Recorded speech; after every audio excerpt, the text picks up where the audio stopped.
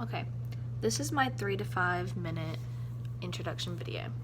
For the first one, I'm going to be talking about, it's the one with the cat and the tree and the woman. Okay, based on what we discussed as a class, I took the advice given and took them a little further. Instead of drawing them by hand, I decided to challenge myself and experiment with the digital art world. I lack skill and knowledge of the digital arts, so I found this quite challenging, especially since it didn't turn out what I pictured inside my mind. At first glance, it seems like a very exciting and busy image. With a long-term internal thought process, I broke down the image into certain parts that reflected my knowledge of the historical events that happened during the Salem witch trials. I kept the cat facing away from the viewer to signify mystery and confusion based on how skill played a big part within the entire image as a whole. I did a lot from the sketch and decided to incorporate the woman, but gave her distinct characteristics that showed that she was not of this time.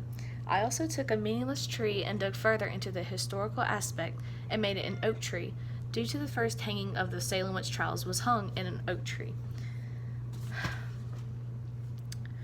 Based on stereotypical witchcraft, full moons were seen as powerful magical times, so I incorporated that within as well.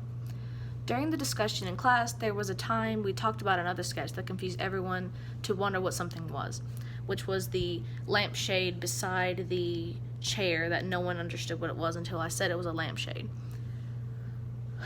I decided to do that as well, but with the news that the witches were hung from, which is in like near the middle to the top right.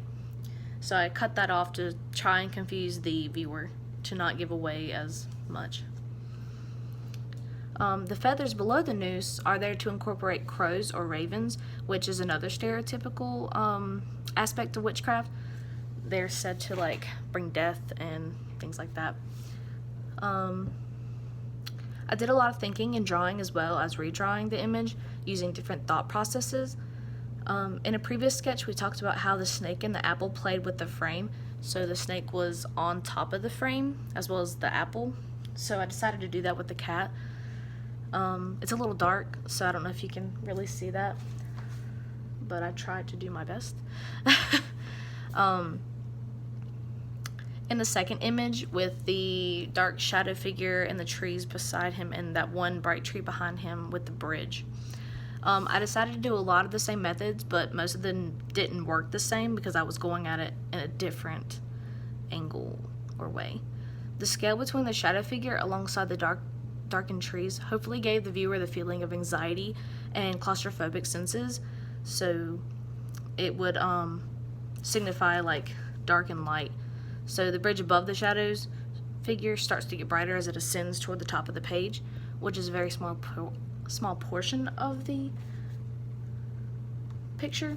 I'm trying to bring it up, so you probably have it now, but I try to get it as dark as possible without trying to lose quality of the image. So a lot of it's blurred, so the viewer has to go more into finding their inner feelings, so it's not just jumping right out of the page. So I blended a lot of it, so they have to get right up on the picture and examine it further. But yeah, that is my 3 to 5 minute video introduction.